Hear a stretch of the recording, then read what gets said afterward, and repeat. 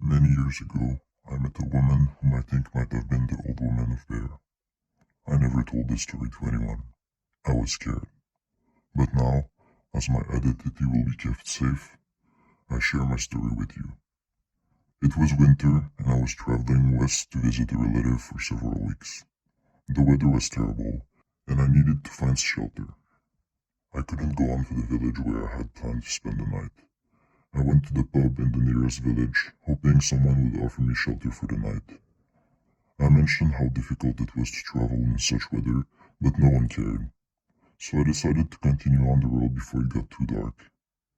However, I encountered an old woman when I walked outside and noticed that I was a stranger. She invited me to her place for the night, and I accepted instantly. She was a kind old lady who left a lasting impression on me. She spoke of her many lovers, children, and grandchildren mourning the loss of her youth. I found her stories intriguing, although they seemed unlikely. She held great value in time, weather, and harvesting. Though I sometimes thought her a little crazy, I was never really afraid of her. The next morning, the weather was as beautiful as ever, and I resumed my journey, feeling grateful for my encounter with the old woman. After visiting my relative, it was early spring, and I happened to pass through her village again.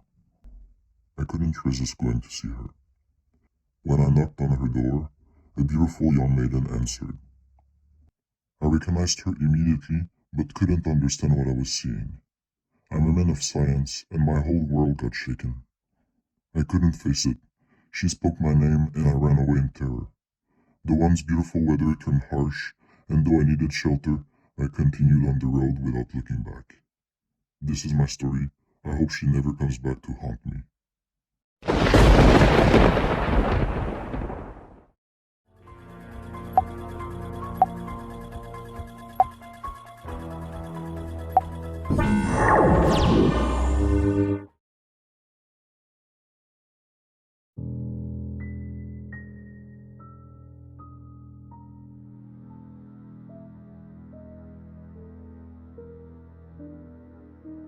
Farmers in West Kerry say that up to 1,500 sheep may have perished on the slopes of Mount Brandon during last month's freezing weather.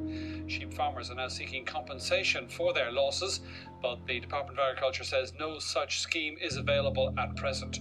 Some viewers may find pictures in the report distressing. Oh, fine young sheep, John. All torn apart by crows, and the whole cattle are torn apart now by crows and foxes. As the snow retreats, however, sheep farmers like Mikey Joe O'Shea can now survey the damage caused to their flocks. There's a few more up there. There's a creek up there.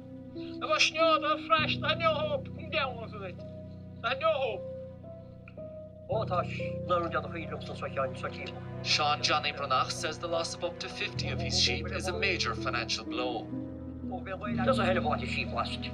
And also, not alone that now, with the expense and what's coming down, the sheep are very, very worn out completely. We're pumping nuts into them trying to bring them back. I don't know how many would be now even,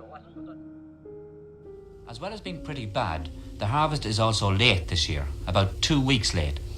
This is because of the bad weather we had earlier in the year. It delayed sowing operations and hampered growth.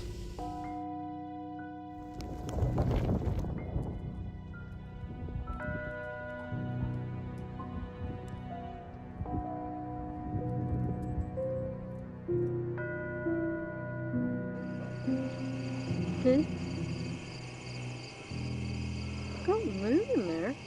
No, there's a motorcycle. See? I don't see nothing down there. Can't be the motorcycles, honey. There's another sparkle. You see what I'm What's saying? that? What is that?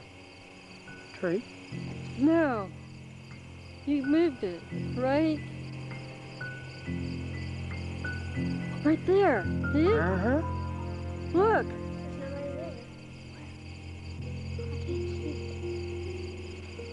Look. Isn't it the people? Can't be. There's no Not up in the trees.